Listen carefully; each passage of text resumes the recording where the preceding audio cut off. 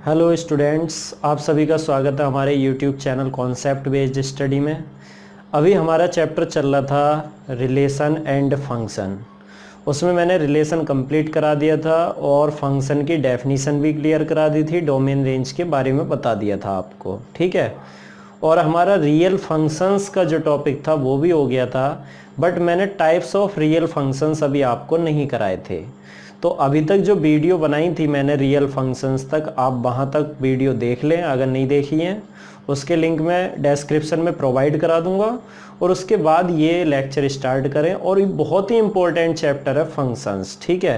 Relation function बहुत important chapter है।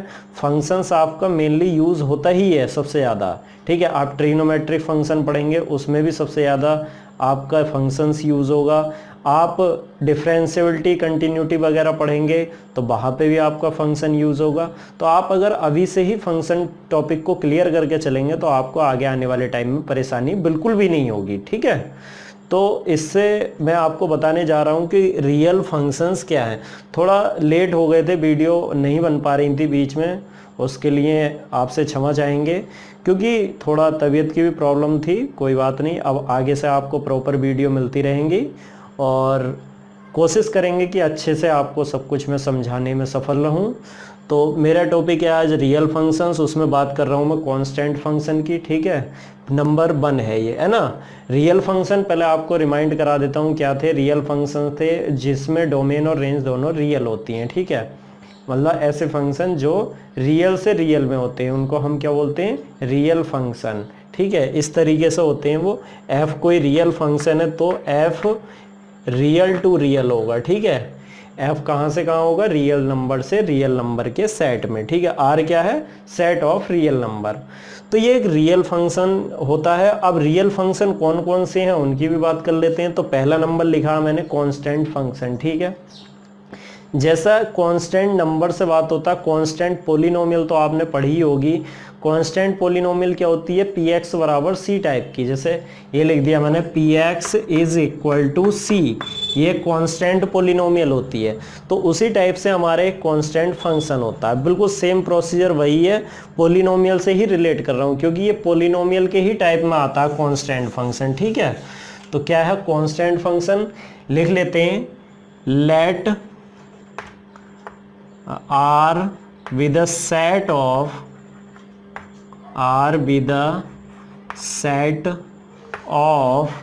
Real number, ये रियल नंबर का कोई सेट है तो एक function then F X equals to C, ठीक है। F X equals to C where X belongs to R. x किसको बिलोंग कर रहा है, रियल नंबर को। ये जो x की वैल्यू रखी जाएगी यहाँ पे, इनपुट x जो दिया जाएगा वो क्या दिया जाएगा, रियल नंबर। आउटपुट c मिल रहा है हमको। एक तरीके से हम ये कह सकते हैं कि डोमेन x के अंडर में आती है और रेंज जो आती है ये y के अंडर में, मतलब कि c। यहाँ पर रेंज क्या है, c, कांस्टेंट नंबर, ठीक है। तो c भी एक कोई रियल नंबर होगी, c भी लिख सकते हैं। And c be any real, C कोई भी रियल नंबर है, ठीक है। तो ये जो एफ एक्स इक्वल्स टू सी है वो क्या होगा, आपका कांस्टेंट फंक्शन होगा, ठीक है। इसको बोलेंगे constant function, F X equals to C, ठीक। अब इसकी डोमेन की बात कर ली जाए तो डोमेन क्या होगी, यहाँ पे डोमेन क्या होती है, एक्स की वैल्यू को डोमेन कहते हैं हम, ठीक है। जो x की वैल्यू देते हैं इनपुट, उसको हम क्या बोलते हैं, डोमेन। तो मैंने यहाँ पे लिखा है x बिलोंग्स टू r, तो इसका मतलब जो ये सेट ऑफ रियल नंबर है वो क्या है, डोमेन है। तो लिख सकते हैं domain equals to set of real number, ठीक है। या इसको कहीं पे ये भी लिखा जा सकता है, माइनस इन्फिनिटी से लेकर के इन्फिनिटी तक की सारी नंबर, इनको क्या कहा जाएगा, डोमेन। अब रेंज की बात कर लेते हैं। रेंज क्या होगी, रेंज होता आउटपुट, जो बाई की वैल्यू मिलती है, आउटपुट या बाई की वैल्यू। तो यहाँ पे आउटपुट क्या मिल रहा है, सी, तो रेंज क्या होगी, ओनली सी, ठीक है। इसको सेट के अंदर लिख देते हैं। जो भी सी नंबर रखोगे आप, सी मतलब 1 रखा आपने, जैसे किसी ने लिख दिया एफ एक्स इक्वल्स टू 1, तो यहाँ पे x तो कुछ भी रखते रहो, आंसर हमेशा 1 आएगा, मतलब कि इमेज 1 ही रहेगी। तो इसमें रेंज क्या होगी 1, मतलब सेट के अंदर 1 को लिख देंगे, एक एलिमेंट लिखा जाएगा सिर्फ। तो इसको एक तरीके से ये भी कहा जा सकता है कि रेंज इक्वल्स टू सी होगी, और ये क्या है, एक सिंगलटन सेट है, इज सिंगलटन सेट, ठीक है, ये एक सिंगलटन सेट भी है। क्लियर हो गया। अब इसका अगर ग्राफ की बात करें तो ग्राफ किस टाइप का बनेगा, तो जैसे c कोई कांस्टेंट नंबर है, अब c ऊपर भी हो सकती है x एक्सिस के और नीचे भी हो सकती है, ठीक है। तो अगर मैं इसका ग्राफ बनाऊं तो fx को क्या लिखा जाएगा, fxc, और हम जानते हैं कि y इक्वल्स टू क्या होता है, fx होता है। तो एक तरीके से y इक्वल्स टू c मिल गया मुझको, fx इक्वल्स टू सी है और y इक्वल्स टू fx होता है हमारा, तो y इक्वल्स टू सी मिल गया। तो अगर मैं ग्राफ बनाऊं इसका तो मुझे पॉइंट निकालने पड़ेंगे कुछ, तो पॉइंट निकालने के लिए हम ऐसी टेबल बनाते हैं x और y एक्सिस, ठीक है। x की वैल्यू रखेंगे, अब यहाँ पे x की वैल्यू आप कुछ भी रखिए, x की वैल्यू 0 रखिए तो y क्या आएगा, x तो है ही नहीं, इसमें c आएगा। x की वैल्यू 1 रखिए तब भी y क्या आएगा, c आएगा। x की वैल्यू -1 रख दो चलो, तो y क्या आएगा, c आएगा। तो y तो फिक्स रहेगा, c रहेगा हमेशा, ठीक है। तो इसका ग्राफ कुछ इस टाइप का बनेगा, जैसे ये x एक्सिस है और ये आपकी y एक्सिस है, ये ओरिजिन है। यहाँ पे x की वैल्यू सपोज करो 1 है, यहाँ पे 2 है, यहाँ पे -1 है, यहाँ पे -2 है, और मैं c मान लेता हूँ कि वैसे तो c का मुझे पता नहीं है कि ये क्या नंबर है। अगर पॉजिटिव होगी तो y एक्सिस ऊपर आएगी, जो y एक्सिस है उसमें ऊपर की ओर आएगी, और अगर c की वैल्यू नेगेटिव होगी तो y एक्सिस पे नीचे की ओर आएगी, ठीक है। तो अभी तो पता नहीं है, फिलहाल आर्बिट्ररी c को मैंने मान लिया कि ये c है, ठीक है, मान लिया c है। अगर पॉजिटिव है तो ऊपर है, ठीक है, ये c मान लिया मैंने पॉइंट। तो 0,c 0,c ये आ गया, चलिए 1,c कहाँ आएगा, 1,c ये आ गया पॉइंट आपका, और -1,c बनाएंगे तो ये आ गया। तो एक स्ट्रेट लाइन चली जाएगी, ये आपको ग्राफ मिल जाएगा, ठीक है। ये स्ट्रेट लाइन एक ग्राफ होगा इसका, क्लियर है। ये किसका ग्राफ बना दिया हमने, fx इक्वल्स टू सी का। तो fx इक्वल्स टू सी का अगर ग्राफ बनाएंगे तो क्या आएगा, a line parallel to x axis which is above the x axis or below the x axis, clear। a line parallel to x axis which is above the x axis or below the x axis, इस type का graph आता है हमेशा, जो x axis के parallel आएगी line, या तो ऊपर की ओर होगी या नीचे की ओर होगी, क्लियर।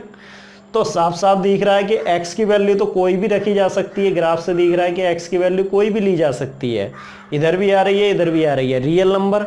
मगर y की वैल्यू देखो, y की वैल्यू क्या आ रही है, सिर्फ c आ रही है, हर जगह c वैल्यू है, तो इसलिए रेंज क्या है c, और डोमेन क्या है इसकी, रियल नंबर। तो ये कांस्टेंट फंक्शन क्लियर हो गया आपको। अब बात कर लेते हैं नेक्स्ट नंबर 2, कौन सा है हमारा, आइडेंटिटी फंक्शन।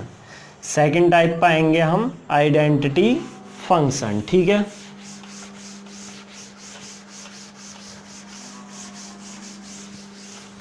देखिए सेकंड इज आइडेंटिटी फंक्शन। इसमें भी वही कि r तो रियल नंबर का सेट है आपका, ठीक है, क्योंकि रियल फंक्शन की बात कर रहे हैं तो r तो लेकर के चलेंगे। Then fx equals to x, fx equals to x, इस फंक्शन को क्या बोला जाएगा, आइडेंटिटी फंक्शन, जहां पे x बिलोंग्स टू r है। x की वैल्यू क्या है, रियल नंबर, x एक रियल नंबर ली गई है, तो इसमें fx equals to x type के जितने भी फंक्शन होंगे वो क्या होंगे, आइडेंटिटी फंक्शन होंगे हमारे, ठीक है। मतलब क्या है, x की जो वैल्यू रख रहे हो, यहाँ पे x की वैल्यू 1 रखी तो आंसर भी क्या आएगा, 1 आएगा। आइडेंटिटी मतलब सेम रहा, आइडेंटिटी का मतलब क्या होता है, सेम। तो जो हमने इनपुट दिया वही हमारा आउटपुट आ रहा है, क्लियर। जो इनपुट देंगे वही आउटपुट आएगा, तो इसको क्या बोलेंगे, आइडेंटिटी फंक्शन। अब इसकी डोमेन देख लेते हैं, डोमेन क्या होगी इसकी, डोमेन देखिए x की वैल्यू क्या ली गई है, रियल नंबर, तो डोमेन रियल नंबर का सेट आएगा। और रेंज की बात कर लेते हैं, रेंज क्या होगी भाई इसकी, रेंज भी x आ रही है, इसका मतलब रियल नंबर का सेट। तो रेंज और डोमेन दोनों बराबर होती हैं आइडेंटिटी फंक्शन की, ठीक है। जब रेंज और डोमेन बराबर हैं तो कोडोमेन भी वही रहेगी, क्योंकि रियल से रियल में है तो कोडोमेन भी वही रहेगी। क्लियर। अब आगे इसमें देखते हैं कि इसका ग्राफ किस टाइप का बनता है। तो ग्राफ के लिए आप देख रहे हैं फंक्शन क्या था, F X equals to X, ठीक है। बट हम जानते हैं कि y equals to F X होता है, तो इस तरीके से दोनों को कंपेयर करके मुझे मिल गया y equals to F X की वैल्यू रख दो x, ठीक। अब इसका ग्राफ बनाने के लिए मैं एक टेबल तैयार करूंगा, बिल्कुल जैसे 9th क्लास में हमने बहुत करा था, लीनियर इक्वेशन के ग्राफ बनाए थे खूब सारे, ठीक है, वैसे ही कर रहे हैं। तो x बाई x की वैल्यू सपोज करो 0 रखी तो 0 रखो, यहाँ पे 0 रखेंगे तो y इक्वस टू 0 आ जाएगा। x की वैल्यू 1 दूंगा मैं, x की जगह 1 रखूंगा तो y इक्वस टू 1 आ जाएगा। x की वैल्यू 2 लगाऊंगा तो यहाँ पे y इक्वस टू 2 मिल जाएगा मुझे, ठीक है ना। इस टाइप से मुझे पॉइंट मिल गए। अब मैं इसका ग्राफ ड्रॉ करना चाहता हूँ, तो ग्राफ ड्रॉ कर लेते हैं भाई। ये x एक्सिस हो गई हमारी, ये y एक्सिस, और ये हो गया ओरिजिन, ठीक है। पॉइंट ले लेते हैं, यहाँ पे 0 था, ये 1 हो गया, ये 2 हो गया, ये 3 हो गया, यहाँ पे 1 ये आ गया आपका, 2 ये आ गया, 3 ये आ गया। पॉइंट देखिए 0, 0, 0, 0 ये आएगा, 1, 1 कहाँ बनेगा हमारा, 1 ये रहा, 1 ये रहा, इसका मतलब इस जगह आएगा पॉइंट 1, 1, 2, 2 नेक्स्ट पॉइंट है, 2, 2 यहाँ पे आएगा, ठीक है, यह आ गया 2, 2। अगला देखेंगे तो 3, 3 आएगा, तो 3, 3 कहाँ आएगा, यहाँ आएगा। तो एक स्ट्रेट लाइन बन जाएगी, इनको जोड़ते हुए ये लाइन गई, ये स्ट्रेट लाइन, इसका एक ग्राफ बनेगी, ठीक है। तो ये किसका ग्राफ बन गया, आइडेंटिटी फंक्शन का। तो आप देख रहे होंगे कि आइडेंटिटी फंक्शन का ग्राफ क्या होता है, passes through the origin, origin से पास होता है और 45 डिग्री का एंगल बनाता है। ये देखिए ये एंगल कितना, 45 डिग्री का। तो अगर देखा जाए तो graph makes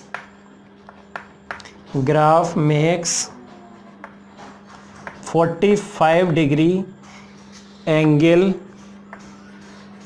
with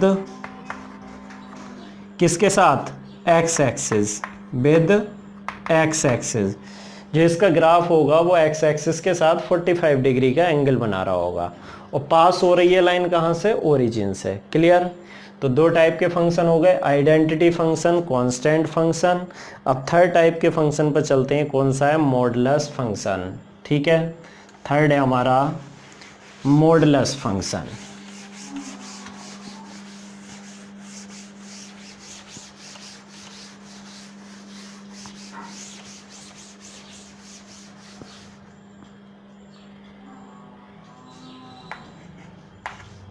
modulus function, ठीक है। तो मॉडुलस फंक्शन क्या होगा, मॉडुलस फंक्शन कुछ इस टाइप का होता है, F X equals to mod of X, ठीक है। इस तरीके से लिखा जाता है, F X equals to mod of X, ठीक। अब इसको ओपन करेंगे, ये 2 तरीके से ओपन होता है, देखिए, ठीक है, 2 तरीके से। अच्छा, इसको बोला क्या जाता है, मॉड एक्स का मतलब ये है कि magnitude of length with respect to origin, magnitude of length with respect to origin, origin से किसी भी पॉइंट की लेंथ निकाल रहे हैं आप, ठीक है। चाहे वो राइट साइड में हो सकती है, चाहे वो लेफ्ट साइड में हो सकती है, ठीक है। अगर देखा जाए तो एक तरीके से ओरिजिन ये आ गया आपका, ठीक है। तो x 2 तरफ हो सकता है, x इधर हो सकता है, या तो ये हो गया, ठीक है, यहाँ तक की नाप लिया आपने, या x इधर तक की डिस्टेंस नाप ली, ठीक है, ये वाली डिस्टेंस नाप ली। तो इधर पॉजिटिव x लूँगा मैं और इधर लूँगा तो निगेटिव x लूँगा, ठीक है, माइनस की x। तो अगर मोड x देखा जाए तो 2 वैल्यू एग्जिस्ट कर रही हैं, एक पॉजिटिव x और एक निगेटिव x, ठीक है, 2 वैल्यू हैं, एक पॉजिटिव x और एक निगेटिव x। क्लियर। अब इसे लिखेंगे कैसे, तो इसे ऐसे लिखा जाएगा, जब पॉजिटिव x ले रहे हैं तो इसका मतलब ये है कि x 0 या 0 से बड़ा है, x is greater and equal to 0। Negative x ले रहे हैं तो इसका मतलब ये है कि x जो है वो 0 से छोटा है। दो वैल्यू एग्जिस्ट कर रही है, पॉजिटिव x कब, जब x 0 या 0 से बड़ा। देखिए राइट साइड में लेंगे तो राइट साइड का मतलब है 0 या 0 से ग्रेटर वैल्यू, और लेफ्ट साइड में ले रहे हैं तो इसका मतलब है 0 से छोटी वैल्यू। ठीक है ना, 0 से छोटी वैल्यू लेफ्ट साइड में और 0 से बड़ी वैल्यू राइट साइड में। क्लियर, समझ में आ गया यहाँ तक। अच्छा, तो ग्राफ के बारे में बात कर लेते हैं, इसका ग्राफ कैसे बनाया जाता है। ठीक है, तो ग्राफ बनाने के लिए देखो दो वैल्यू एग्जिस्ट कर रही हैं, एक बार F X equals to X आ रहा है, एक बार F X equals to minus X आ रहा है। दो वैल्यू पॉसिबल हैं, तो मतलब कि एफ एक्स, अच्छा एफ एक्स क्या होता है, हम जानते हैं कि एफ एक्स होता है वाई के इक्वल। तो या तो वाई इक्वल टू एक्स होगा या फिर वाई इक्वल टू होगा माइनस एक्स। तो y equals to minus plus X का अगर ग्राफ बनाएंगे तो किस टाइप का ग्राफ बनेगा, y equals to plus X का ग्राफ बनेगा इस टाइप से। ठीक है, ऐसे जाएगा, y equal to plus X का ग्राफ ये वाला होगा। ठीक, अब y equals to minus X का ग्राफ बनाएंगे तो y equals to minus X का ग्राफ इस तरीके से जाएगा, जाएगा कि नहीं जाएगा। ठीक है, ये पॉजिटिव x का है और ये नेगेटिव x का, y equals to minus X का। आपको अगर ऐसे नहीं बनाना आ रहा तो आप y और x को पॉइंट ले करके, ठीक है, टेबल बनाइए, कोऑर्डिनेट निकालिए और फिर ग्राफ बना लीजिए। ठीक है, तो ये कुछ ग्राफ बनेगा, इसमें ये y एक्सिस है। अच्छा, F X equals to mod of x था तो ये हमेशा वैल्यू क्या होगी, पॉजिटिव वैल्यू होगी। y equals to mod x या F X equals to mod x की वैल्यू क्या होगी, हमेशा पॉजिटिव ही रहेगी। आप x को नेगेटिव रखेंगे तब भी आंसर तो पॉजिटिव ही आएगा। जैसे अगर मैं -2 का मोड निकालने लगूं तो -2 का मोड क्या होगा, 2 होगा। -3 का मोड निकालूं तब भी 3 होगा, नेगेटिव आंसर नहीं आता। तो y की वैल्यू हमेशा क्या आती है, पॉजिटिव। तो ये नीचे वाला हमारा छोड़ दिया जाएगा ग्राफ, सिर्फ कौन सा प्लेन लिया जाएगा, एबव द एक्स एक्सिस। कौन से प्लेन को कंसीडर करेंगे, एबव द एक्स एक्सिस। तो ये वाला था हमारा y equals to plus X का, और ये किसका था, y equals to minus X का। ठीक है, तो ये ग्राफ बन गया इसका। अच्छा, डोमेन और रेंज क्या होगी, अगर डोमेन की बात करें तो डोमेन क्या बैठेगी इसकी, x की कौन सी वैल्यू ले रहे थे आप, x की वैल्यू 0 से बड़ी और 0 से छोटी और 0 को, मतलब कि ऑल रियल नंबर। तो x की वैल्यू क्या ले रहे हैं आप, ऑल रियल नंबर। और y की वैल्यू देखिए, y की वैल्यू हर कंडीशन में पॉजिटिव आ रही है। अगर x लेस देन 0 लिया जाए, x लेस देन 0 का मतलब नेगेटिव नंबर, तो जैसे x -2 रखा तो -2 यहाँ रखेंगे, माइनस आ गए तो +2 हो जाएगा, तो y की वैल्यू +2 आएगी। x अगर +2 रखेंगे 0 से ग्रेटर तो 2 ही आएगा। तो हर तरीके से y की वैल्यू हमेशा पॉजिटिव वैल्यू आ रही है, नेगेटिव वैल्यू नहीं आ रही है। तो एक तरीके से इसकी अगर रेंज निकाले तो क्या आएगा, नॉन नेगेटिव रियल नंबर। क्या आएगी, नॉन नेगेटिव रियल नंबर। तो रेंज लिख देते हैं, नॉन नेगेटिव रियल नंबर। और या फिर ये भी कहा जा सकता है कि जो नॉन नेगेटिव रियल नंबर कहाँ से स्टार्ट होंगी, -∞ से लेकर 0 से लेकर के +∞ तक। कहाँ से, 0 से लेकर के +∞ तक।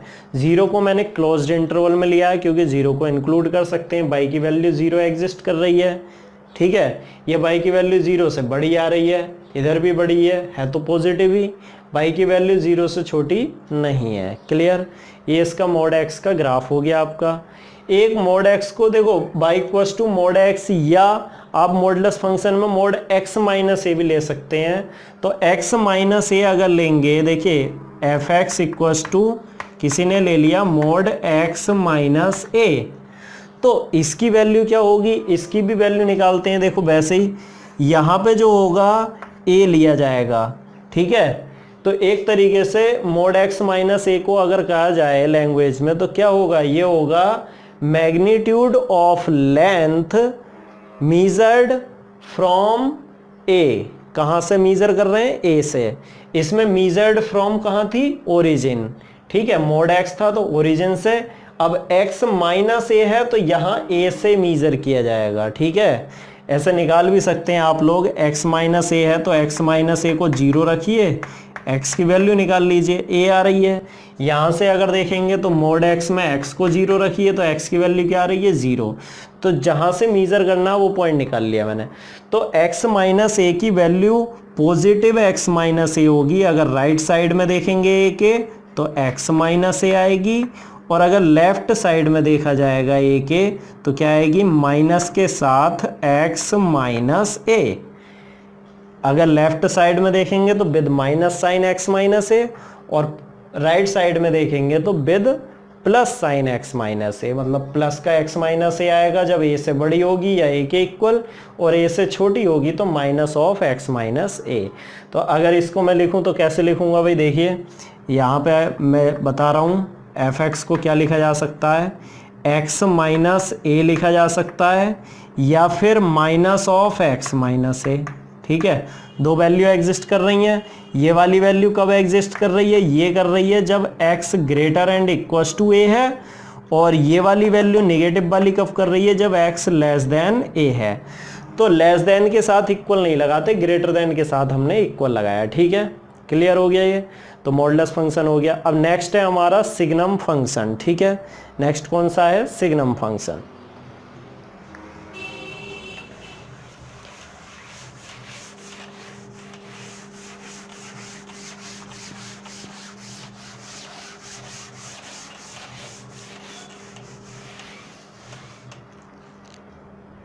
नंबर 4 है signum function.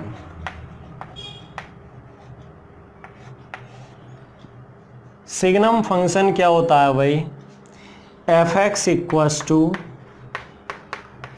Mode X upon X. ये वैल्यू कब है, जब x is not equal to 0, और 0 कब होगा, जब x की वैल्यू 0 है, ठीक है। एक तो तरीका ये लिखने का है कि x 0 के इक्वल नहीं है तो मोड x अपॉन एक्स, और x 0 के इक्वल है तो 0, ठीक है। दूसरा तरीका क्या है, एफ एक्स इक्वल्स टू, और करके लिख देते हैं इसको। देखिए मोड x दो चीज़ों पर डिपेंड करता है। मोड x किस पर डिपेंड करता है कि x की वैल्यू 0 से बड़ी है या x की वैल्यू 0 से छोटी है। तो अगर x की वैल्यू 0 से बड़ी होगी, 0 से 0 के इक्वल तो लेंगे ही नहीं, क्योंकि 0 के इक्वल तो अलग है वो केस। x की वैल्यू 0 से बड़ी होगी तो मोड x क्या होगा, प्लस का x होगा। मोड x क्या होगा, प्लस x, और नीचे x चल ही रहा आपका, तो कट के कितना आ जाएगा भाई, 1 आ जाएगा, ठीक है। दूसरी पॉसिबिलिटी क्या है, जब x की वैल्यू 0 से छोटी हो जाए, तो x की वैल्यू 0 से छोटी होगी तो मोड x क्या बनेगा, माइनस x। तो माइनस एक्स अपॉन एक्स काटेंगे तो कितना आ जाएगा, -1। या फिर x की वैल्यू 0 हो सकती है, ये दिया ही है, तो x की वैल्यू 0 है तो ये क्या है, 0। तो सिग्नम फंक्शन को या तो ऐसे लिख दीजिए या ऐसे लिख दीजिए, ठीक है। अब इसकी डोमेन लिख देते हैं। डोमेन क्या बन रही है भाई, डोमेन का मतलब है x की वैल्यू। x की वैल्यू क्या है यहाँ पे, x की वैल्यू तो ऑल रियल नंबर है। x क्या है, रियल नंबर। क्यों, क्योंकि 0 के इक्वल नहीं है या 0 के इक्वल है। 0 के इक्वल नहीं है तो दो केस बना दिए, 0 से बड़ी या 0 से छोटी नंबर, या 0 के इक्वल। तो ऑल रियल नंबर्स क्या होगी इसकी डोमेन, तो लिख देते हैं R। अब रेंज की बात कर लेते हैं। रेंज का मतलब होता है बाई से।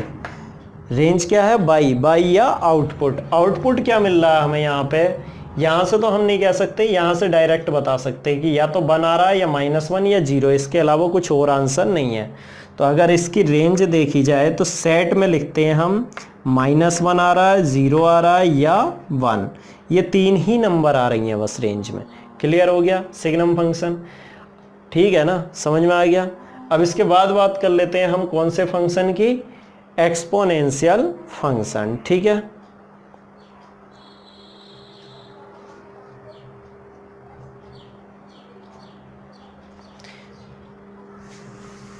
चलिए इसका ग्राफ भी देख लेते हैं, ग्राफ कैसे बनाया जाता है इसका, ठीक है। ये ओरिजिन हो गया, एक्स एक्सिस हो गई, ये बाई एक्सिस हो गई। यहाँ पे हमें x को देखना पड़ेगा, x 0 से बड़ा है। अच्छा y की वैल्यू 1 यहाँ पर रख दी मैंने, -1 ये लिख दिया मैंने, ठीक है। x जब 0 है, x जब 0 है तो y 0 है, यहाँ आ गया y, ठीक है। x की वैल्यू जब 0 से बड़ी है तो y की वैल्यू 1 है, फिक्स है। क्या है y की वैल्यू? 1, कांस्टेंट हो गई। तो x जब 0 से बड़ा रहेगा, मतलब आगे की तरफ बढ़ता रहेगा, आगे की तरफ 0 से बढ़ेगा भाई, आगे की तरफ बढ़ेगा, इधर को चलेगा, तो y की वैल्यू 1 फिक्स कर देनी है आपको। तो y ऐसे करके चलता रहेगा, बिल्कुल सीधी लाइन मिलेगी। तो हमें एक सीधी लाइन मिलेगी इस तरीके से, ठीक है ना। अब x की वैल्यू 0 थी तो y 0 था, इसका मतलब यहाँ पे x की वैल्यू 0 इंक्लूड नहीं करी गई है। तो यहाँ पे मैं एक सर्किल बना देता हूँ, होलो सर्किल बोला जाता है उसको, ठीक है। इससे ये पता चल रहा है कि x 0 है तो y 1 नहीं है, x 0 होने पर y 1 नहीं है, क्योंकि यहाँ पे सर्किल कर दिया, y 1 की जगह इधर को पास हो गया, ठीक है, लूप बना के इधर पास हो गया।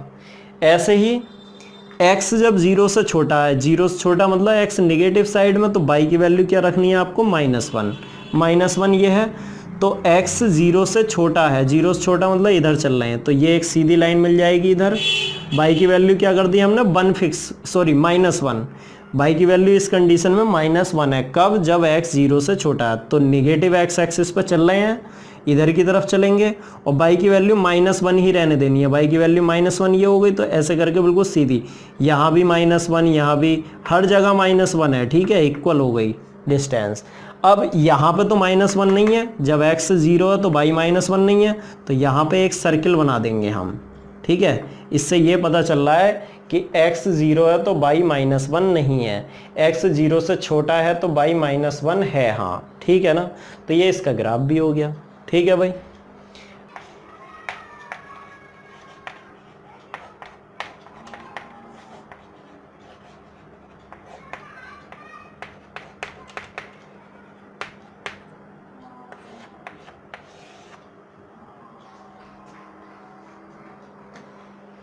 देखिए नेक्स्ट है ग्रेटेस्ट इंटीजर फंक्शन, ठीक, वही है, r एक सेट है रियल नंबर का। तो ग्रेटेस्ट इंटीजर फंक्शन क्या होता है? f(x) is equal to greatest integer of x, ठीक है, where x belongs to real number. इसका मतलब क्या है? इसका मतलब ये है कि जो वैल्यू आएगी वो क्या होगी? लेस देन और इक्वल टू, लेस देन और इक्वल टू x। इसका मतलब ये है कि जो वैल्यू होगी वो x होगी या x से छोटी होगी, ठीक है। x कब होगी? जब x ऑलरेडी इंटीजर हो, ठीक है। x अगर पहले से ही इंटीजर है तो वैल्यू x ही आएगी, और अगर इंटीजर नहीं है तो उससे छोटी नंबर आएगी जो कि इंटीजर होगा, ठीक है, उससे छोटी नंबर जो कि इंटीजर होगा। आइए एग्जाम्पल से समझ लेते हैं, जैसे 1.2, पहले 1 का ले लेते हैं। 1 का ग्रेटेस्ट इंटीजर, मैंने कहा था कि x आएगा जबकि x ऑलरेडी इंटीजर होगा, तो 1 यहाँ पे पहले से इंटीजर है, तो आंसर क्या आएगा? 1 ही आएगा। अब बात कर लेते हैं, जैसे 1.2 लिख दिया, 1.2, तो इसका ग्रेटेस्ट इंटीजर निकालेंगे तो इससे लेस वैल्यू आएगी क्योंकि ये इंटीजर नहीं है। तो 1.2 से छोटा इंटीजर क्या होता है? 1 ही होता है। 1.3 का ग्रेटेस्ट इंटीजर निकालोगे आप तो 1.3 का भी 1 ही होगा। 1.99 का निकालेंगे तब भी 1 ही आएगा, ठीक है, क्योंकि इन सब वैल्यू में आप देख रहे हो कि ये नॉन इंटीग्रल वैल्यू है। तो जब नॉन इंटीग्रल वैल्यू है तो इनमें जो आंसर आएगा वो इंटीजर आएगा, और इंटीजर कौन सा? लेस देन या इक्वल टू। तो इक्वल टू तो नहीं आएगा, लेस देन, मतलब कि 1.3 से छोटा इंटीजर 1 या 1.99 से छोटा इंटीजर भी 1। अब बात करें जैसे 2.9 की, तो 2.9 का छोटा इंटीजर, 2.9 से छोटा इंटीजर क्या होता है? 2, तो आंसर आएगा 2, ठीक है ना। ऐसे ही अगर मैं -1.2 की कर लूँ बात, तो -1.2 से छोटा इंटीजर क्या होगा? -1.2 से छोटा इंटीजर होगा -2। तो यहाँ पे -1.2 से छोटा इंटीजर -2 है, मतलब निगेटिव साइड में तो और पीछे चला जाएगा तो -2 आएगा, ठीक है ना।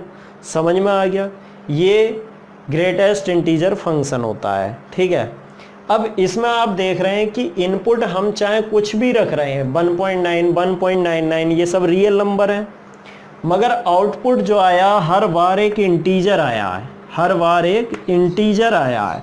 तो आउटपुट हमेशा इंटीजर रहता है और इनपुट एनी रियल नंबर, मतलब कि अगर मैं डोमेन निकालूं इसकी, तो डोमेन क्या बन रही है भाई, डोमेन एनी रियल नंबर, कोई भी रियल नंबर है, सारी रियल नंबर डोमेन है, 1.3, 1.2 कुछ भी रख दो।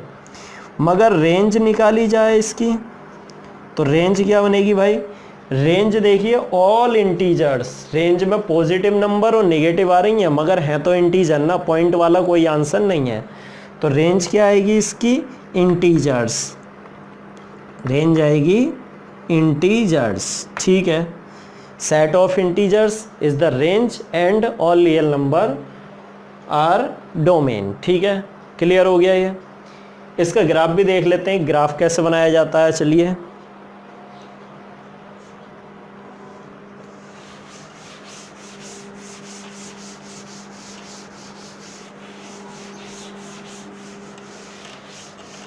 देखिए ग्राफ बनाते हैं ग्रेटेस्ट इंटीजर फंक्शन का ग्राफ। तो ग्रेटेस्ट इंटीजर फंक्शन क्या था आपका, F X equals to greatest integer of X. Graph बनाने के लिए थोड़ा सा मैं आपको एग्जाम्पल की ओर लेकर के जाऊंगा, एग्जाम्पल से ही बहुत अच्छे ग्राफ समझ में आएंगे आपको, अदरवाइज समझ में नहीं आ पाएंगे, ठीक है। तो मैं कोशिश करूंगा कि मैं एग्जाम्पल से ही आपको क्लियर कराऊं ग्राफ। पहले पॉइंट लिख देता हूँ, 0 हो गया, 1 हो गया, यहाँ पे 2 हो गया हमारा, 3, 4, ये +1 होगा, +2, +3, +4, इधर माइनस में आ जाएंगे आपके नंबर, -1, -2, -3, -4, +1 सॉरी -1, -2, -3, -4, ठीक है। ये एक्स एक्सिस हो गई, ये हमारी वाई एक्सिस है ही। अब देखिए ग्राफ कैसे बनाते हैं इसका, पहले नंबर लिख देता हूँ, ये -1 है, ये -2 है, -3, -4, -1, -2, -3, -4, ठीक है। अब ग्राफ बनाएंगे तो एग्जाम्पल्स ले लेते हैं, जैसे मैं 0 और 1 के बीच में कुछ नंबर ले करके आपको बताऊंगा कि ग्राफ किस टाइप से आएगा। तो 0 और 1 के बीच में, जैसे मैंने 0 का ग्रेटेस्ट इंटीजर निकाला, तो 0 का ग्रेटेस्ट इंटीजर क्या आएगा, 0 आएगा। 0.1 का निकालूंगा, 0.1 का भी 0 ही आएगा, क्योंकि 0.1 से छोटा इंटीजर क्या है, 0 ही है। 0.2 का निकालूंगा या 0.9 का निकाल लेते हैं, वो भी 0 ही आएगा, ठीक है। मगर अगर हम 1 पे पहुंच जाएंगे तो 1 का ग्रेटेस्ट इंटीजर 1 होगा। फिर अगर मैं 1.1 पे पहुंचूंगा तो 1.1 का भी ग्रेटेस्ट इंटीजर 1 होगा। 1.1 से छोटा इंटीजर क्या 1 है। और 1.98 भी ले लूं तो इसका ग्रेटेस्ट इंटीजर 1 ही होगा। 1.98 से छोटा इंटीजर क्या 1 है, ठीक है ना। तो आइए इन दोनों का ग्राफ बनाते हैं। तो 0 का 0, ठीक है, 0 का 0 हो गया, 0 आ गया यहाँ पे पॉइंट।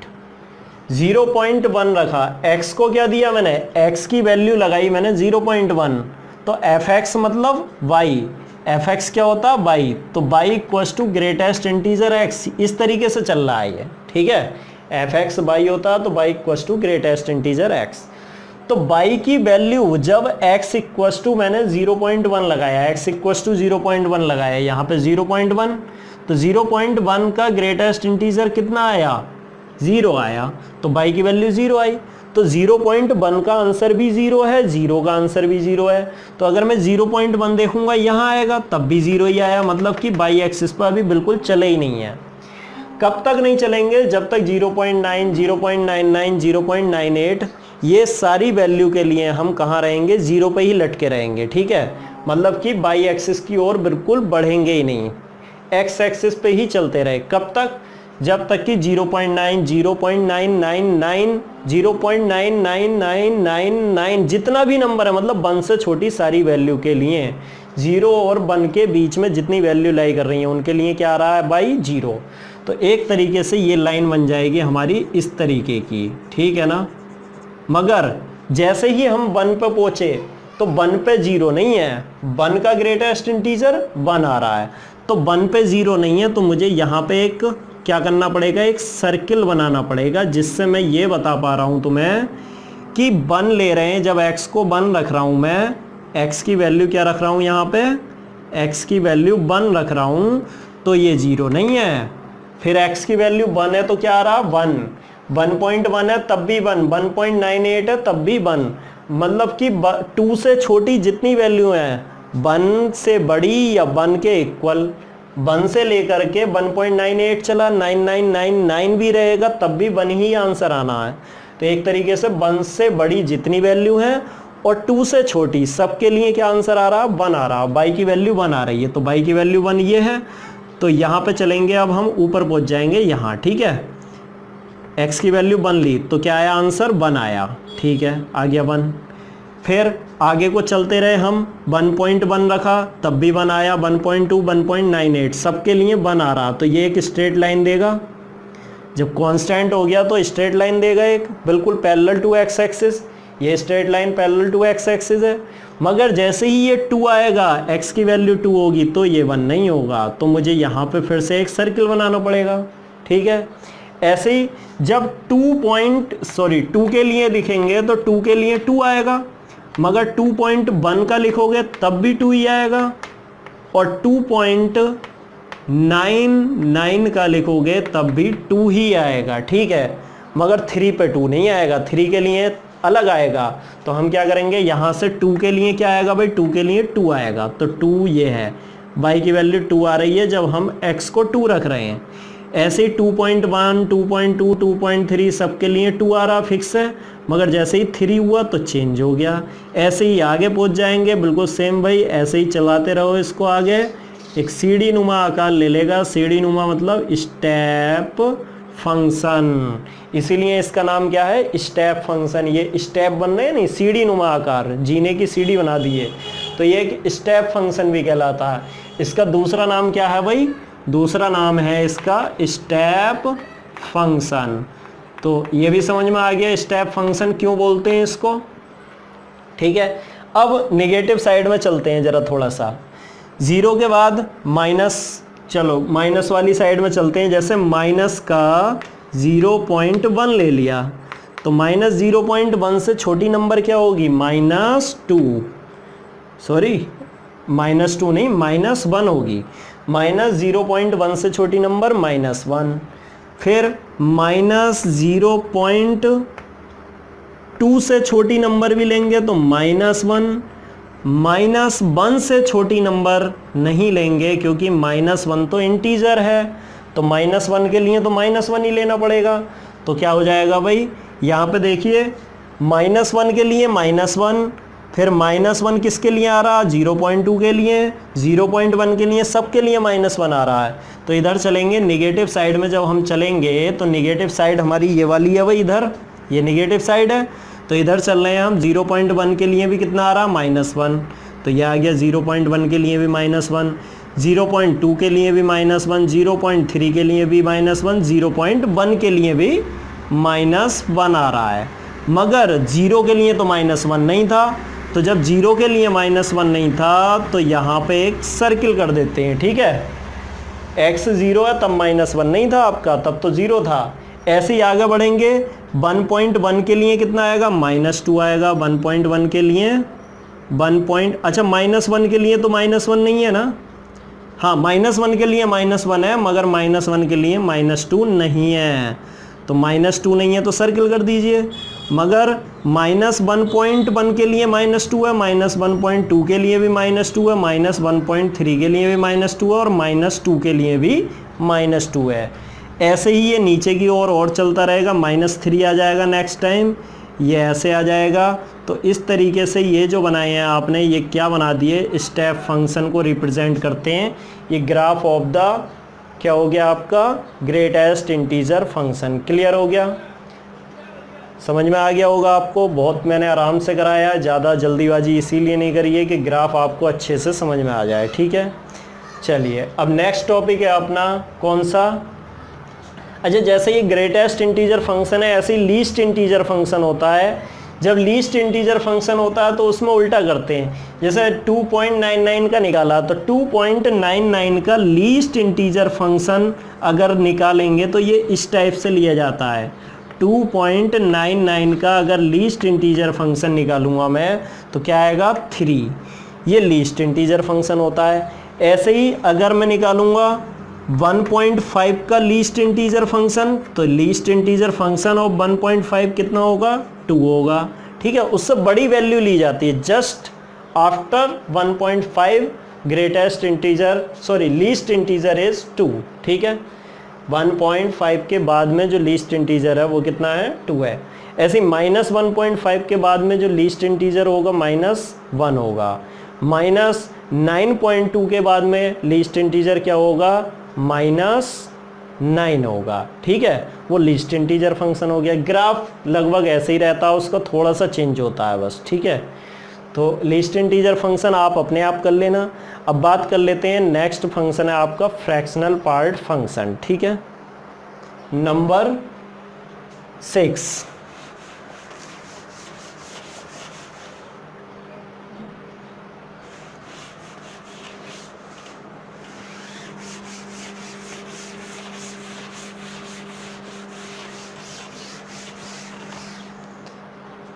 देखिए 6th है हमारा फ्रैक्शनल पार्ट फंक्शन।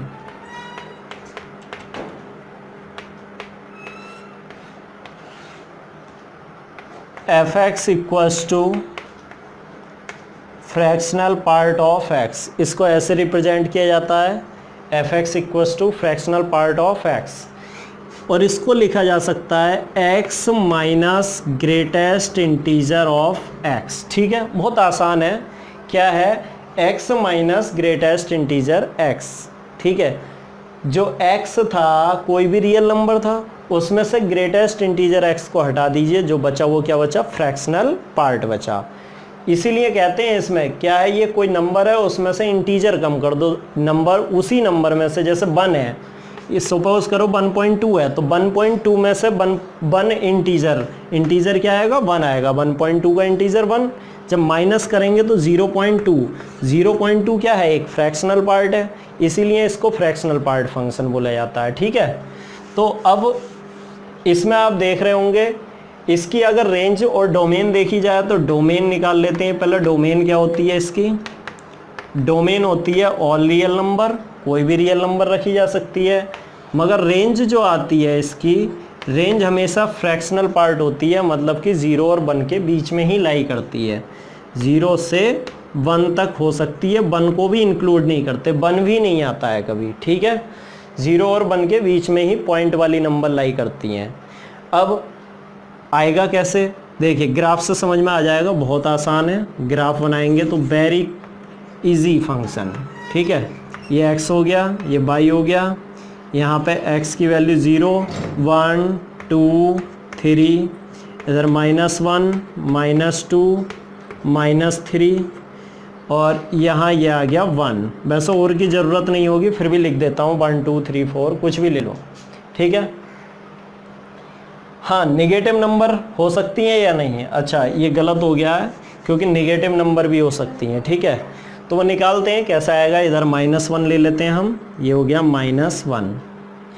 देखिए 0 और 1 के बीच में कोई भी नंबर ले रहे हो आप, 0 और 1 के बीच में, जैसे 0 लिया तो अगर मैं 0 का फ्रैक्शनल पार्ट निकालूं तो 0 में से माइनस करूंगा ग्रेटेस्ट इंटीजर ऑफ 0, तो 0 का ग्रेटेस्ट इंटीजर 0, 0 माइनस 0 0 आएगा। अब अगर मैं 0.1 का निकालने लगूं तो 0.1 का क्या होगा, 0.1 नंबर है माइनस इसका इंटीजर क्या आएगा 0 आएगा, तो मतलब कि 0.1। और 0.2 का निकालूंगा तो 0.2 का भी क्या आएगा भाई 0.2 माइनस 0.2 का ग्रेटेस्ट इंटीजर क्या होगा 0 होगा, तो 0.2 आ गया। अगर 0.9 का निकालूंगा तो 0.9 माइनस क्या आएगा, ग्रेटेस्ट इंटीजर ऑफ 0.9 जो कि 0 होगा, तो ये भी 0.9 आया। ठीक है, तो हम देख रहे हैं कि 0, 0.1, 0.2, 0.9। अब अगर मैं निकालने लगूं ग्रेटेस्ट इंटीजर 1 का, तो 1 माइनस 1 का फ्रैक्शनल पार्ट निकाल रहा हूँ 1 का, तो फ्रैक्शनल पार्ट फंक्शन 1 का क्या होगा, 1 माइनस ग्रेटेस्ट इंटीजर ऑफ 1, मतलब कि 1 ही रहा, तो फिर से 0 आ गया, मतलब बढ़ी वैल्यू और फिर से कहाँ पहुँच गई, 0 ही पहुँच गई। पहले बढ़ती चली गई और फिर लास्ट में फिर 0 पे टंग गई।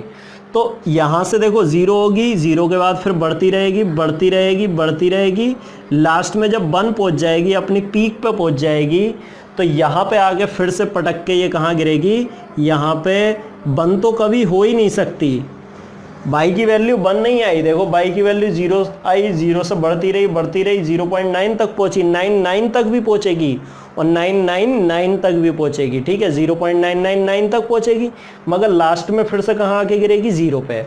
तो हमने बढ़ाई वैल्यू, इधर से बढ़ाते चले गए, कहाँ तक ले गए हम, 1 तक पहुँच गए, मगर 1 तो हो ही नहीं सकती बाई की वैल्यू, तो इसलिए मैंने ये सर्किल कर दिया। तो 1 नहीं हो सकती, तो फिर से कहाँ आके गिर गई, फिर से डायरेक्ट 1 पे, जहाँ 1 था, देखो x की वैल्यू अगर 1 है तो कहाँ आ गई, फिर से 0, बिल्कुल 0 पे आके गिर गई। ठीक है, फिर देखिए अब फ्रैक्शनल पार्ट फंक्शन हमारा यहाँ तक तैयार हो गया है 0 और 1 के लिए। अब आगे ग्राफ बनाते हैं हम, जब वैल्यू 1 से बड़ी होगी और 2 तक होगी। तो जैसे मैं कहना चाहता हूँ कि 1 का निकालते हैं, अगर 1 का ही निकालने लगूँ तो 1 का फ्रैक्शनल पार्ट क्या आएगा, 1 का फ्रैक्शनल पार्ट आएगा आपका 1 माइनस ग्रेटेस्ट इंटीजर ऑफ 1 मतलब 0, और 1.2 का फ्रैक्शनल पार्ट निकालने लगे तो 1.2 का क्या आएगा, 1.2 माइनस 1.2 का ग्रेटेस्ट इंटीजर 1 होता है तो 0.2 हो गया। ऐसे ही 1.9 का पूछने लगे तो 1.9 का कितना होगा भाई, 1.9 माइनस 1 होगा, क्योंकि 1.9 का ग्रेटेस्ट इंटीजर 1, तो ये कितना आ गया, ये 0.9 आ गया। अब ऐसे ही अगर 2 का पूछने लगे इसके बाद, तो 2 minus fractional part greatest integer 2, तो ये भी 2 आया और 0 आ गया। तो एक तरीके 0 से बढ़ी और फिर बाद में 0 आ गई। तो यहाँ से वैल्यू देखो 1 पे कितनी आई है, 1 पे वैल्यू 0 है, ठीक है, 1 पे 0 हो गई। फिर 1.1 पे कितनी होगी, 1.1 पे 0.1 होगी, बढ़ेगी, फिर 1.2 पे और बढ़ेगी, ऐसे ही ये बढ़ती हुई चली जाएगी और ये कहाँ तक पहुँचेगी, ये पहुँचेगी 1 तक। ठीक है, 1 नहीं हो सकती, फ्रैक्शनल पार्ट वैल्यू किसी की भी 1 नहीं है ना। अगर फ्रैक्शनल पार्ट फंक्शन निकाल रहे हैं किसी भी नंबर का तो 1 तक नहीं आ रहा, 0.9 तक पहुंच रहा है या 0.999 तक, है ना, 1 नहीं पहुंचेगा। तो ये यहाँ तक पहुंच जाएगा और फिर बाद में वापस कहाँ जाएगा, 0 हो जाएगा। जब 2 आएगा तो 0, फिर 2.1 का बढ़ेगा, 2.2 का और ज़्यादा हो जाएगा, 2.3 का 0.3 होगा, 2.4 का 0.4, ऐसे ही 2.9 का 0.9। तो बाद में जब 3 का देखेंगे तो 3 पे 1 नहीं होगा, 1 क्या होगा, 3 पे 0, तो यहाँ आ गया 0। तो ऐसे ही ये बढ़ता चला जाएगा और बाद में जब इंटीजर आया करेगा तो इंटीजर पे वैल्यू कितनी हो जाएगी, 0, तो 4 पे 0 हो गई। अब नेगेटिव नंबर की देख लेते हैं, जैसे नेगेटिव में चलेंगे तो 0 पे तो 0 है, तो नेगेटिव का निकाल के दिखा देते हैं। जैसे माइनस का 0.2 का निकाल रहे हैं तो 0.2 का कितना होगा, माइनस का 0.2, फिर माइनस करेंगे माइनस 0.2 का ग्रेटेस्ट इंटीजर क्या होगा, -1, तो -1 होगा तो प्लस हो जाएगा 1 माइनस 0.2 0.8 आ गया। अब 0.4 ले लो, चलो 0.4, तो -0.4 का करते हैं तो -0.4, और फिर -0.4 का ग्रेटेस्ट इंटीजर करेंगे तो माइनस का 1 आएगा तो ये +1 हो गया, फिर माइनस माइनस, तो 1 माइनस, अच्छा यहाँ पे ये माइनस है, 1 माइनस 0.4 कितना हो जाएगा, 0.6। ऐसे ही जब ये 0 माइनस का 0.9 लेंगे हम तो -0.9 का फ्रैक्शनल पार्ट कितना होगा, -0.9, और माइनस 0.9 का ग्रेटेस्ट इंटीजर -1, तो ये +1 हो गया। 1 माइनस 0.9 0.1, और फिर जब हम माइनस के 1 का निकालेंगे तो ये हो जाएगा -1 और -1 का ग्रेटेस्ट इंटीजर -1 तो +1 हो गया ये, तो कितना आ गया 0। तो एक तरीके से जैसे जैसे ये वैल्यू निगेटिव की तरफ आगे बढ़ती जा रही है वैसे ही 0 हो गया। तो ठीक है, तो क्या करेंगे यहाँ से, ये देखिए वैल्यू सबसे पहले कितनी है, यहाँ पे 0 है निगेटिव में, सॉरी निगेटिव में अच्छा 0 की तो 0 ही होगी, 0 की तो 0 ही रहेगा। -0.2 का कितना है 0.8, -0.2, 0.2 कहाँ होगा, यहाँ पे होगा, तो 0.8 लगभग यहाँ होगा। तो ये वैल्यू यहाँ से कम होनी स्टार्ट होगी, कहाँ से 1 से, ठीक है, यहाँ से कम होनी स्टार्ट होगी और ये 0.2 पे कितनी हो गई 0.8, ठीक है, और फिर ये 0.3 पे और कम 0.9 पे कितनी हो गई है 0.9 पे, देखो 0.9 पे है 0.1, तो यहाँ पे 0.9 पे 0.1 और लास्ट में आ गई ये सीधे सीधे कितनी हो गई 0, -1 पे कितनी आ गई वैल्यू 0। ऐसे ही यहाँ पे देखिए फिर से ये यहाँ से स्टार्ट होगा, -1 पे कितनी होगी 0 होगी, तो यहाँ पे एक सर्किल कर देता हूँ मैं, ठीक है, -1 के सामने, और फिर ये वैल्यू यहाँ पे तो 0 थी, फिर ये वैल्यू कम होगी इस तरीके से और -2 पे 0 हो जाएगी। बिल्कुल सेम ऐसे ही चलता रहेगा ये। तो ये आप ट्रायंगल की शेप में बना देंगे, ये बन गया किसका, फ्रैक्शनल पार्ट फंक्शन का ग्राफ, ठीक है, इस टाइप से बनता है फ्रैक्शनल पार्ट फंक्शन का ग्राफ।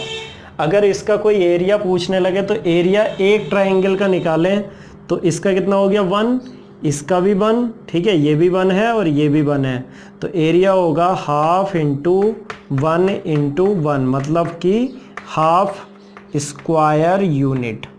कितना होगा 1/2 स्क्वायर यूनिट एक ट्रायंगल का एरिया होगा, ठीक है ना। अब इसकी डोमेन और रेंज की बात कर लेते हैं, डोमेन क्या होगी इसकी और रेंज क्या होगी। तो डोमेन लिख लेते हैं पहले, डोमेन इक्वल्स टू एक्स की वैल्यू, देखो एक्स की ऑल रियल वैल्यू है, सारी वैल्यू ली है हमने, तो रियल नंबर। रेंज की बात करते हैं, रेंज क्या होगी भाई, रेंज में देखिए इसमें बाई की वैल्यू, देखिए बाई की वैल्यू कहाँ से कहाँ तक चल रही है, 0 से बढ़ी ऊपर तक, कहाँ तक 1 तक, 1 तो नहीं ली गई है ना, 1 पे मैंने सर्किल बना रखा, 1 नहीं आया कहीं भी। फिर अगली बार फिर 0 से 1 तक बढ़ी, 0 से 1 तक, 0 से 1 तक, मतलब 1 से ज़्यादा कोई आंसर नहीं है। तो कहाँ से कहाँ तक है, 0 को हमें लेना है और 1 को इंक्लूड नहीं करना है, 0 से 1 तक बढ़ेगी और 1 को इंक्लूड नहीं करना है, ठीक है, यही y की वैल्यू थी। तो ये क्लियर हो गया आपको फ्रैक्शनल पार्ट फंक्शन। अब बात कर लेते हैं एक्सपोनेंशियल फंक्शन।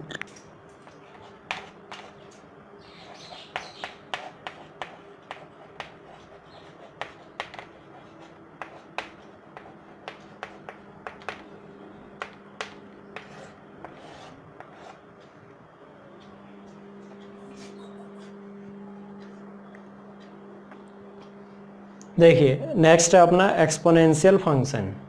तो एक्सपोनेंशियल फंक्शन में कोई मान लेते हैं कि let A is greater than 0, कोई नंबर है ए, ठीक है, 0 से बड़ी है, और A is not equal to 1, और ए कोई रियल नंबर ले लिया आपने, ठीक है, ए एक ऐसी रियल नंबर है जो कि 0 से बड़ी है और 1 के इक्वल नहीं है।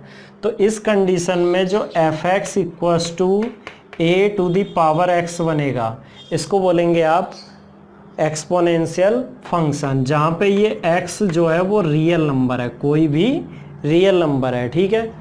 तो याद रखना एक्सपोनेंशियल फंक्शन कैसा होता है, A to the power X type का, जहाँ पे ए 0 नहीं होगा, सॉरी ए 1 नहीं होगा और 0 से बड़ी कोई भी रियल नंबर है, ठीक है। तो ए जब 1 नहीं है तो ए के लिए क्या क्या बन सकता है कि देखो यहाँ पे 1 ले लिया मैंने, यहाँ ले लिया 0, तो ए को 1 तो लेना नहीं है, तो यहाँ से कुदा के ले जाना, फिर यहाँ जाएगा और आगे भाग जाएगा, ठीक है। 0 से बड़ी लेनी है, निगेटिव लेनी नहीं है। तो या तो केस बनेगा 0 से 1 तक के बीच की वैल्यू, या फिर 1 से बड़ी। तो दो केस बनना है, पहला केस लिखते हैं हम केस नंबर 1। केस 1 क्या बनना है कि या तो ए 1 से बड़ा है, ठीक है, और दूसरा बनेगा ए 0 और 1 के बीच में है। तो पहले इसी की बात कर लेते हैं, ए जब 1 से बड़ा है तो एफ एक्स क्या बनेगा भाई, एफ एक्स बनेगा आपका इस कंडीशन में, देखिए या तो 1 से छोटा होगा, कब होगा 1 से छोटा? जब x 0 से छोटा होगा। या 1 के इक्वल होगा कब? जब x इक्वल टू 0 होगा। और जब 1 से बड़ा होगा, x बड़ा होगा 0 से। आइए इस बात को समझ लेते हैं ज़रा, है क्या ये। देखिए ये बात ये है कि आपने a 1 से बड़ा लिया, कुछ भी फिक्स कर लो, a 1 से बड़ा, जैसे 2 ले लिया। तो आपने अगर a को 2 लिया है तो 2 की पावर आप x रखना चाहते हैं, x 0 से छोटा ले लो, चलो नेगेटिव में ले लो, -1। x ले लिया 0 से छोटा, नेगेटिव नंबर, -1। तो 1/2 बनेगा ये, तो ये 1 से छोटा है तो इसीलिए 1 से छोटा आ गया। ठीक है, फिर दूसरा केस क्या आ रहा है कि 1 है, जब 1 कब आ रहा है? जब x 0 है। तो अगर मैं 2 की पावर, a तो 2 फिक्स कर लिया मैंने, a क्या ले लिया इस यहाँ पे? 2 ले लिया, क्योंकि 1 से बड़ा लेना था 2 को, a को। ठीक है, तो a 2 ले लिया, वो 1 से बड़ा है। अब a की पावर मुझे क्या लेनी है? 0, x बराबर 0 रख रहा हूँ। तो 2 की पावर 0 क्या होगा? 1, तो 1 आ गया। ठीक है, अब नेक्स्ट क्या है? जब x 0 से बड़ा है तो 2 की पावर 0 से बड़ी कोई नंबर, जैसे 1 रखी तो 2 की पावर 1 2 आ गया, 2 की पावर 1 2, ये 1 से बड़ा है। और भी बड़ी रखोगे 2 की पावर 2 कितना आ जाएगा? 4, और 1 से बड़ा आ गया, तो मतलब बढ़ता रहेगा। इस कंडीशन में तुम देख रहे हो कि जो x की वैल्यू रखने पर 0 से बड़ी, जैसे जैसे x की 0 से बड़ी वैल्यू रख रहे हैं, वैसे वैसे जो fx है आपका वो बढ़ता जा रहा है, 1 से और ज़्यादा बड़ा हो रहा है। पहला तो 2 था, फिर 4 हो गया, तो और बढ़ता चला गया। ठीक है, तो 1 से तो बड़ा ही है। अब इसका ग्राफ बना लेते हैं पहले। ठीक है भाई, इसका ग्राफ कैसे बनेगा? ये हो गया x, ये हो गया हमारा y, ये ओरिजिन। देखिए fx मतलब y, fx क्या होता है? y। तो y की वैल्यू 1 कब आ रही है? जब x 0 है। x 0 है तो y की वैल्यू हमारी 1 है, ये लिख दी मैंने 1।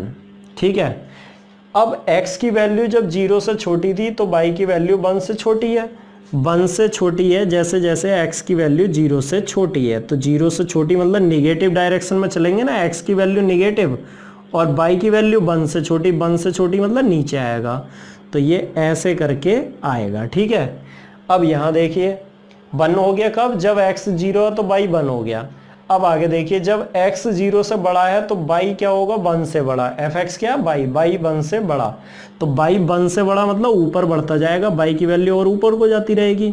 तो ऐसे करके ये ग्राफ इसका बन जाएगा भाई। ठीक है, ये कब बन गया? केस फर्स्ट, जब a इज ग्रेटर देन 1 लिया है आपने। ठीक है, अब केस सेकंड आता है। केस सेकंड क्या है? जब a 0 और 1 के बीच में होगा। तो केस सेकंड की बात कर लेते हैं अब हम। ठीक है भाई, केस सेकंड क्या है? केस सेकंड जब a 0 से बड़ा और 1 से छोटा है। ठीक है, 0 और 1 के बीच में, ये वाला। तो इसमें fx की वैल्यू निकालते हैं।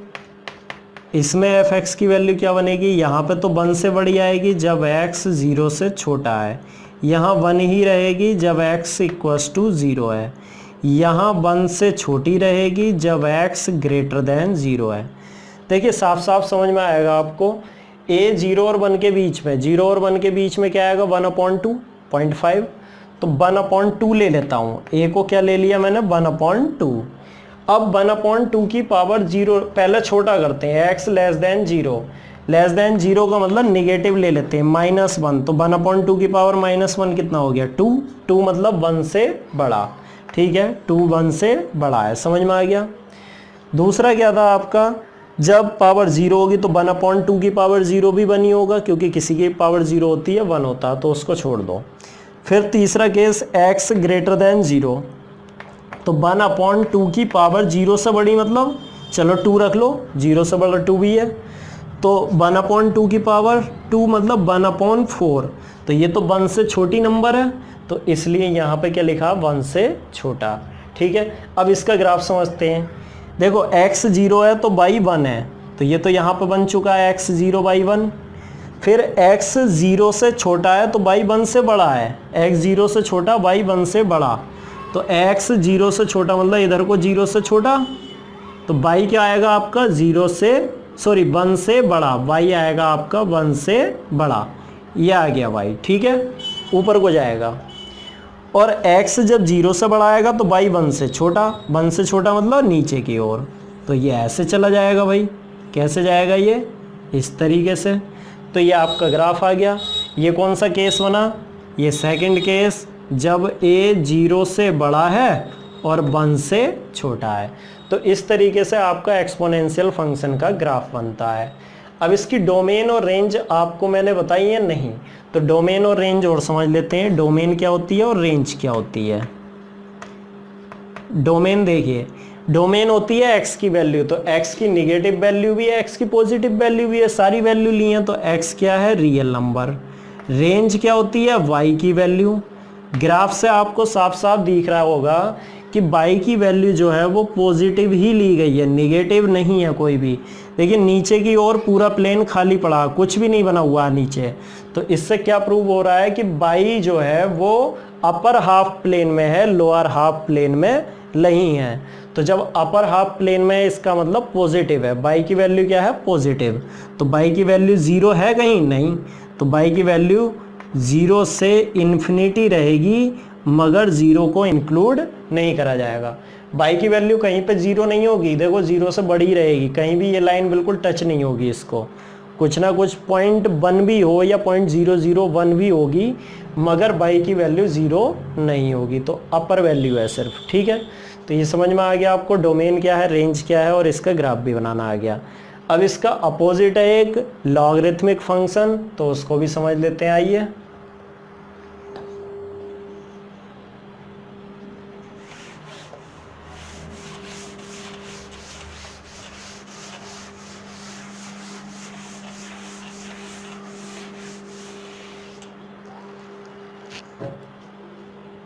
देखिए नंबर 8 है लॉगरिथमिक फंक्शन।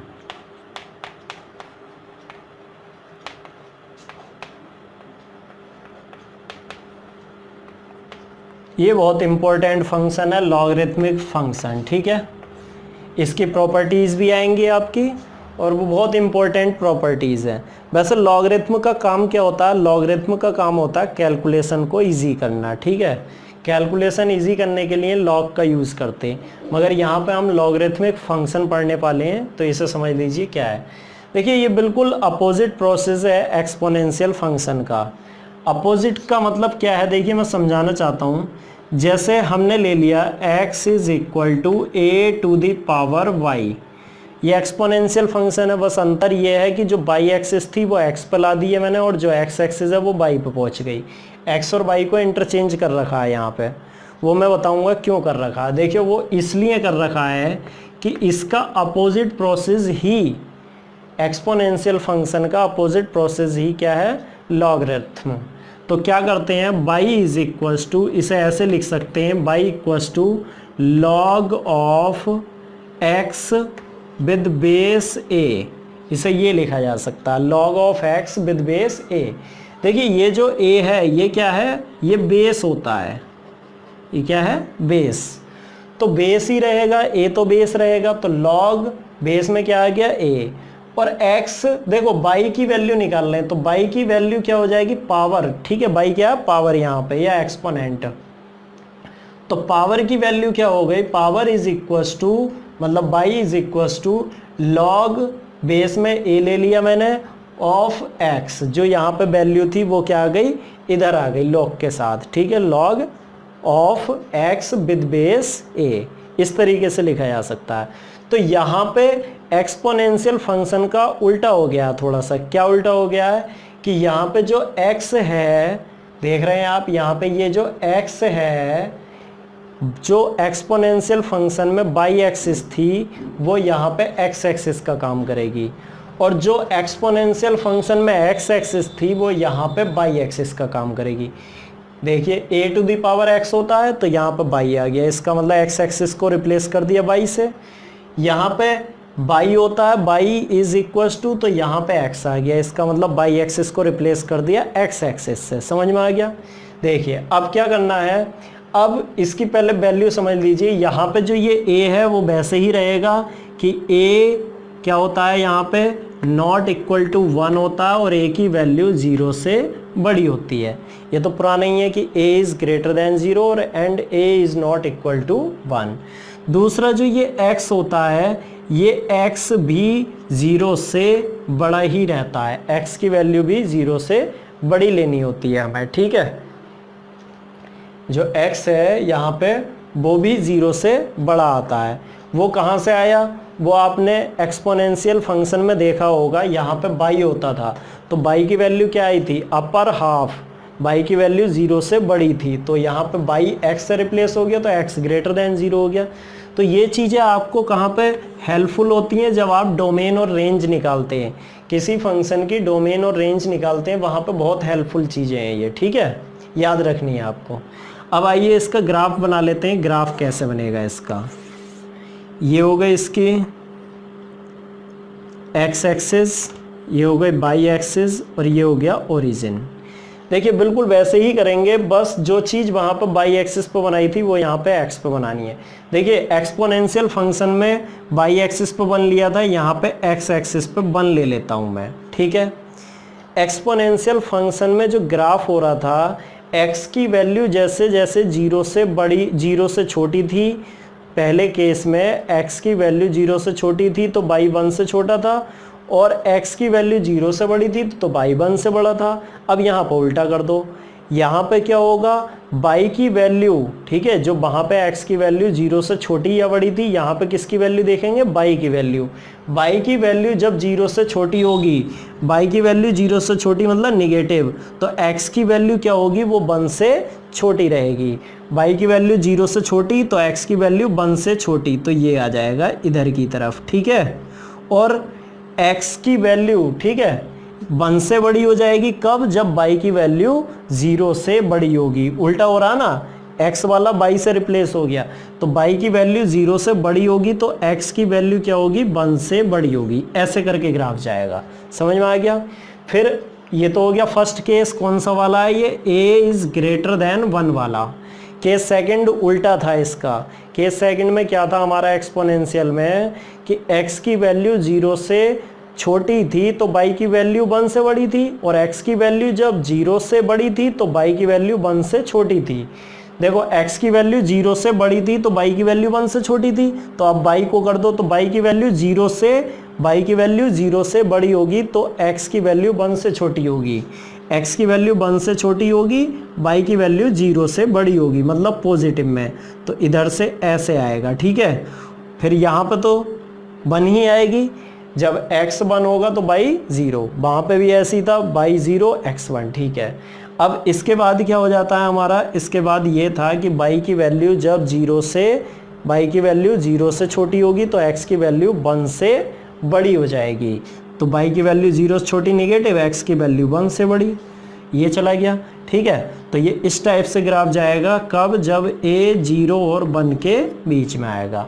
समझ में आ गया, बिल्कुल x एक्सिस और बाई एक्सिस। देखिए वहाँ पे जो ग्राफ बन रहा था, वहाँ पे आपका ग्राफ इस तरीके से बन रहा था, आपने देखा होगा ऐसे आ रहा था, इस तरीके से ग्राफ आ रहा था। मतलब जो चीज़ बाई एक्सिस पे बन रही थी, हमारी एक्सपोनेंशियल फंक्शन में, ये a to the power x का ग्राफ है ये वाला, ठीक है। जो चीज़ बाई एक्सिस पे बन रही थी वो चीज़ x एक्सिस पे बन गई है अब, ठीक है ना। मैंने वही बताया आपको, उल्टा हो जाता है इसमें, x एक्सिस बाई एक्सिस को आपस में इंटरचेंज कर लेते हैं तभी काम हो जाता है, ठीक है। अब इसकी डोमेन और रेंज की बात चलती है, तो डोमेन क्या होती है भाई, डोमेन होती है x की वैल्यू। अब इसमें x की वैल्यू देखो, x की वैल्यू राइट हाफ है, देखिए x एक्सिस पे ही लिया जा रहा है, कौन से में, राइट हाफ प्लेन में, लेफ्ट हाफ में कुछ नहीं है, तो राइट हाफ का मतलब पॉजिटिव। तो x की वैल्यू 0 से बड़ी मतलब 0 से लेकर के इन्फिनिटी तक इसकी डोमेन हो गई। अब रेंज देख लेते हैं, रेंज मतलब बाई की वैल्यू देखिए, बाई की वैल्यू पॉजिटिव भी है और बाई की वैल्यू निगेटिव भी है, तो इसका मतलब ऑल रियल नंबर, बाई में ऑल रियल नंबर आ सकती हैं, मगर बाई की वैल्यू 0 कहीं नहीं हो रही है। देखिए 0 है बाई की वैल्यू कहीं पे, बाई की वैल्यू 0 आ रही है कहीं पे, बाई की वैल्यू 0 होगी, नहीं होगी, क्यों, क्योंकि बाई की वैल्यू 0 पॉसिबल ही नहीं है। देखिए ये कहीं भी टच ही नहीं करेगा 0 को, है ना। बाई पे कहीं भी ये ग्राफ इसको आगे बढ़ाएंगे तो ये कहीं भी टच नहीं करेगा, ठीक है। x की वैल्यू, हाँ अगर 1 हो जाए, x की वैल्यू 1 कब होगी, x की वैल्यू 1 ये है तो बाई की वैल्यू 0। अच्छा हाँ यहाँ पर है, ठीक है, x की वैल्यू 1 है तो बाई की वैल्यू 0 है, ठीक है भाई, कोई परेशानी नहीं है। तो इसका मतलब ऑल रियल नंबर ली जा सकती है, कोई प्रॉब्लम नहीं है, 0 को हम नहीं हटाएंगे। हम सोच रहे थे कि बाई को टच करेगा, ऐसा कुछ नहीं है। ये बाई की वैल्यू 0 तो यहाँ पे मिल गई ना तुमको, x बराबर 1 पे देखिए, x बराबर 1 पे बाई कितना है, 0 है। तो x बराबर 1 पे बाई 0 है, इसलिए 0 भी आएगा और पॉजिटिव वैल्यू भी आएंगी और निगेटिव वैल्यू भी आएंगी। तो एक तरीके से अगर हम रेंज निकाल रहे हैं इस फंक्शन की, तो रेंज निकालेंगे, रेंज क्या आएगी इसकी, रियल नंबर, पॉजिटिव भी और निगेटिव भी, ठीक है, ऑल रियल नंबर्स हो गई। तो समझ में आ गया होगा आपको ये। अब प्रॉपर्टीज़ की बात कर लेते हैं कि इसकी प्रॉपर्टीज़ कौन कौन सी हैं, ठीक है, लॉगरिथमिक फंक्शन की प्रॉपर्टीज़। तो ये प्रॉपर्टीज़ ऑफ लॉगरिथमिक फंक्शन की बात कर लेते हैं। पहली प्रॉपर्टी है, अच्छा प्रॉपर्टी ये ज़रूरी इसलिए है कि आपको जब भी आगे आप डिफरेंशिएशन या इंटीग्रेशन के क्वेश्चंस करेंगे सॉल्व, तो उसमें बहुत ही ज़्यादा ज़रूरी प्रॉपर्टीज़ हैं, ये वहाँ पर हेल्प करेंगी आपकी काफ़ी, ठीक है। जिससे कि प्रोडक्ट रूल आएगा, आपका डिवीज़न रूल आएगा, ये सब आपके जब डिफरेंशिएशन पढ़ेंगे आप तो वहाँ पे काम में आएंगे, ठीक है। तो आप यहीं से इसको अच्छे से तैयार करके चलिएगा। तो पहली प्रॉपर्टी है हमारी लॉगरिथमिक फंक्शन की कि log of m base a plus log of n base a is equal to log of mn base a, मतलब सम को हमने प्रोडक्ट में चेंज कर दिया है। ऐसे ही जो डिफरेंस है वो किस में चेंज हो गया, क्वोशेंट में, है ना, डिवीज़न में। तो log of m base a minus log of n base a is equal to log of m upon n base a, ठीक है। ये डिफरेंस था, डिफरेंस को हमने किस में चेंज कर दिया, डिवीज़न में। ऐसे ही जब पावर आती है तो पावर हमेशा आगे आ जाती है। तो log of m to the power n base a है तो पावर को हम आगे ले लेंगे तो n log of m base a आ जाएगा, ठीक है, जो पावर है वो आगे आ जाती है। फिर बेस चेंज करना हो तो बेस चेंज फॉर्मूला ये है हमारा, log of x base a, यहाँ पे बेस a है, अब बेस b बनाना चाहते हैं, a को बेस b में चेंज करना चाहते हैं, तो log of x base b आ गया यहाँ पे। फिर डिवाइड करना पड़ता log ऑफ a, ठीक है, जो ये बेस है पहले वाला बेस वो कहाँ जाता है, वैल्यू में, तो log of a base b आ जाता है उस कंडीशन में, ठीक है। फिर था बेस की पावर हो अगर कुछ, तो जैसे log ऑफ m बेस क्या है, a to the power c, तो जो बेस होगा वो पावर में होगा कुछ, ठीक है, तो उसमें जो पावर होगी वो 1 के अपॉन में आ जाएगी। तो 1 अपॉन c आ गया आपका, जो पावर थी c वो 1 के अपॉन में आ गई, 1 अपॉन c, और log of m base a आ गया, ठीक है। फिर आता है एक रूल हमारा कि बेस को और वैल्यू को आपस में चेंज करना। तो log of b base a है यहाँ पे, तो a को मैं b की जगह ले जाऊँगा तो 1 के अपॉन में लिखूँगा log of a base b, ठीक है। या इनको ऐसे भी कह सकते हैं हम, log of a base b into log of b base a equals to 1, ठीक है। इन दोनों की मल्टीप्लाई करेंगे आएगा 1। एक और लिख लेते हैं, बहुत हल्का सा है, यहाँ पर रह गया लिखने से, कि log of a base a, ठीक है। अगर दोनों सेम है बेस और वैल्यू तो क्या करेंगे, आंसर आता है 1। इस कंडीशन में आंसर कितना आता है, 1। और हमेशा 1 का log क्या होता है, 0, तो log of 1 base a is equals to 0। log 1 की वैल्यू क्या होती है, 0 होती है, ठीक है। तो ये प्रॉपर्टीज़ आपको याद रहेंगी, बहुत हेल्प करेंगी आपकी, ठीक है। तो अगली वीडियो में हम बात करेंगे इसके बाद अब कैसे हम रेंज निकाल सकते हैं, कैसे किसी फंक्शन की डोमेन निकाल सकते हैं, डोमेन और रेंज निकालने के आसान तरीकों के बारे में बात करेंगे। तो अगली वीडियो में आप देखना कि रेंज कैसे निकालेंगे हम। तो उससे पहले आप ये वीडियो बहुत अच्छे से प्रिपेयर कर लीजिए और अपने नोट्स तैयार कर लीजिए, ये आपको आगे हेल्प करेंगे, ठीक है। Thank you.